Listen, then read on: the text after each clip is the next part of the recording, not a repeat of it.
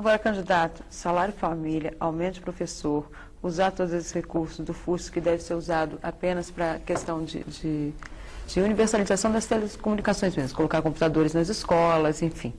E ainda a questão da CID, que o senhor tocou, que é um dinheiro que deveria ser aplicado nas estradas, o governo usa para contingenciamento. Como é que o senhor ainda pretende colocar tudo isso aqui em prática com este orçamento que já está aí comprometido com Bolsa Família, que não tem mais dinheiro, não tem mais de onde tirar dinheiro. A carga tributária já está lá em cima. Abaixa a carga tributária e mesmo assim ainda vai ter de cumprir todos esses programas de governo?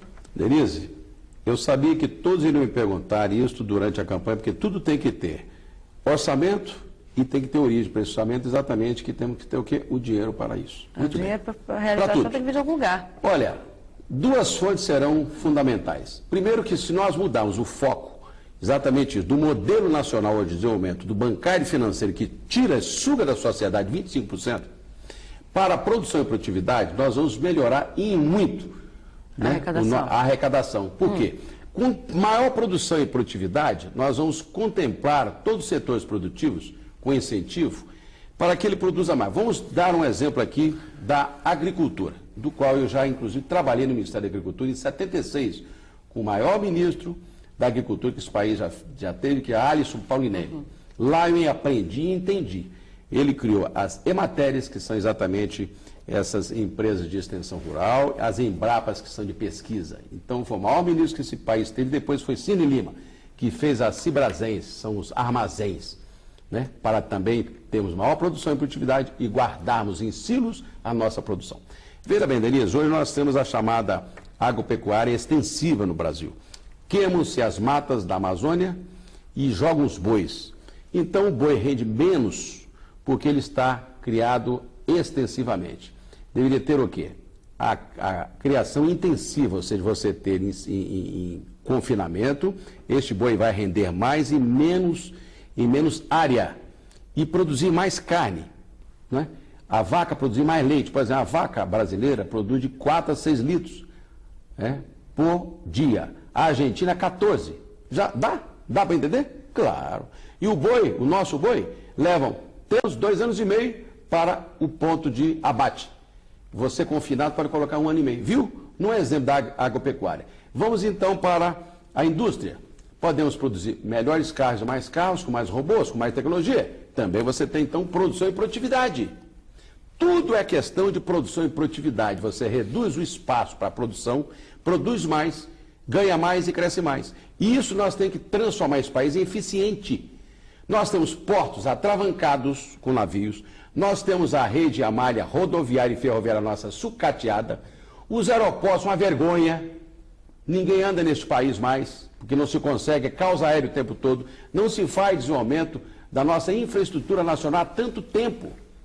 Claro que tem que se pensar no social, tem, mas é infraestrutura. Bom, mas só que nós temos um sugador maior disso tudo. Sabe quem? Os bancos.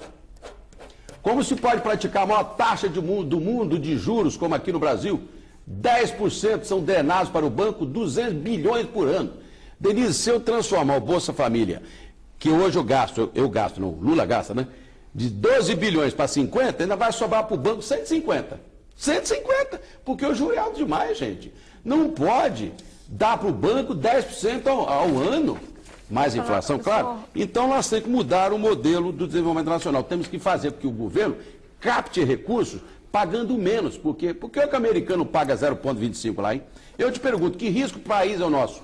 Se nós temos as melhores terras férteis do mundo, minerais, a Amazônia de garantia, o pré-sal, 190 milhões de brasileiros produzindo. Que risco nós somos? A Argentina tem um risco, país menor que o nosso. Falta vergonha aos governos que sucessivamente se quedam aos banqueiros internacionais. Então nós temos que reduzir o custo bancário. O senhor falou em aviação, o senhor falou em petróleo. Como o senhor vai tratar as agências reguladoras? É outra pergunta. As agências reguladoras vieram exatamente para dinamizar e para normatizar. Acontece que desde o Fernando Henrique para cá, quando fizeram isso naquela ânsia de privatização, essas agências passaram a regulamentar e regularizar a situação, foi para os próprios setores que fazem. Por exemplo, a Anatel faz muito pouco pelas telecomunicações. Nós temos o telefone mais caro do mundo aqui, gente.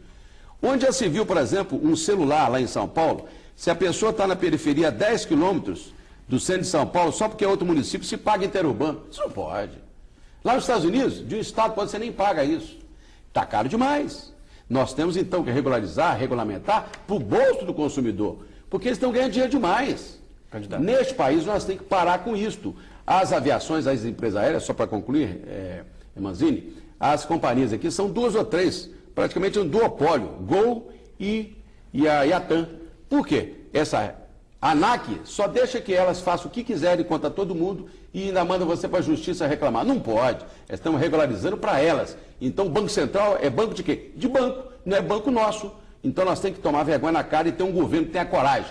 Para isso, só para concluir, Manzini, nós não podemos receber dinheiro desse pessoal, não. Eu não quero receber um centavo de banqueiro na minha conta.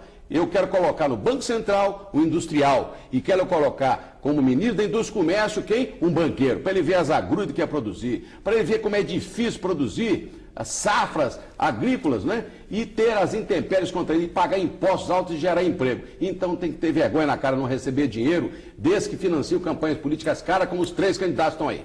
O reajuste do salário mínimo, inclusive agora o reajuste para o aposentado, 7% foram suficientes ou não? E de onde viria mais dinheiro se o senhor concorda que o índice deveria ser maior?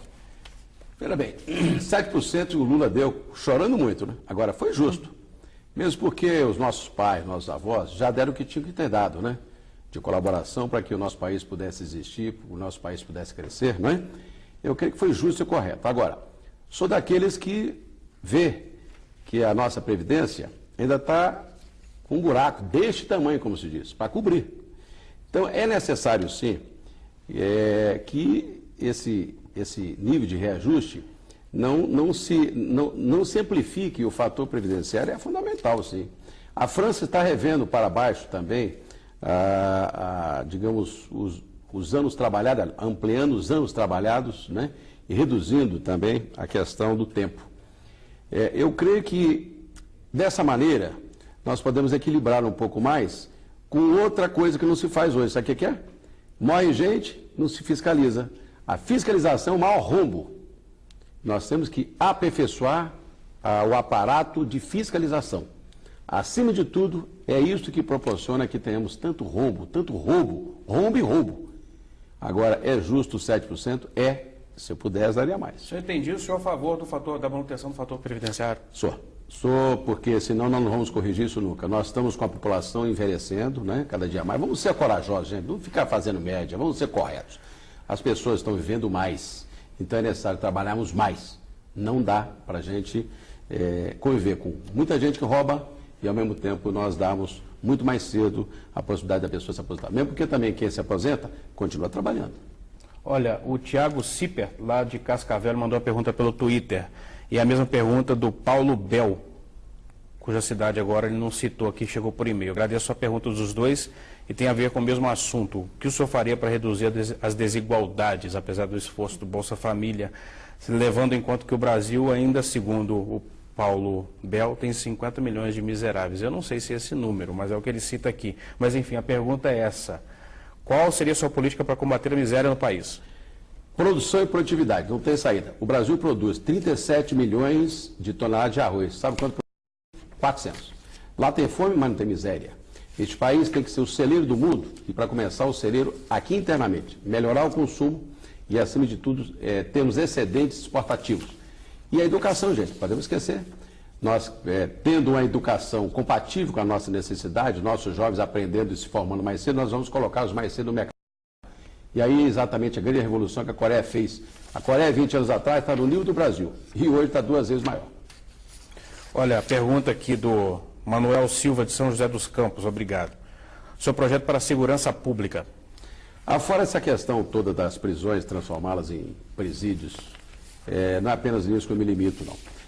Creio que o mais importante é darmos condição para que as nossas polícias, né, tenham equipamento mais sofisticados, porque como combater esses bandidos que vêm com aquelas metralhadoras, com bombas, com não sei o quê, e depois melhores salários. É a única maneira. E temos uma justiça mais eficaz para punir aqueles que exatamente também muitas vezes se comportam como bandidos. Candidato, uma última pergunta para passar para a Denise. O senhor conhece Goiânia? Sim, claro. A pergunta do Júnior Serra. Isso. Ele parabeniza o senhor pelo projeto do Banco da Juventude, que eu inclusive também achei interessante, que eu estava lendo seu programa hoje, eu gostaria até de voltar ao assunto, mas ele pergunta, o metrô de superfície, ele se adequaria a Goiânia? Perfeitamente. Inclusive, tive com o prefeito Iris Rezende no ano passado, que se prontificou em avaliar a possibilidade de fazê-lo, mesmo porque Goiânia está ficando congestionada, né? E é uma pena que não fez. E espero que o atual prefeito reavalie este projeto que eu já apresentei lá, inclusive, para que nós não continuemos com esse trânsito infernal que vive Goiânia, com a cidade redonda, planejada, mas tem excesso de carro. Então o metrô lá não dá certo não, hein? Lá é muito caro para se construir 150 milhões de dólares um quilômetro, contra 30 do aerotrem. Espero que, pelo menos entre o aeroporto, né, e o centro da cidade, se faça esse aerotrem o quanto antes.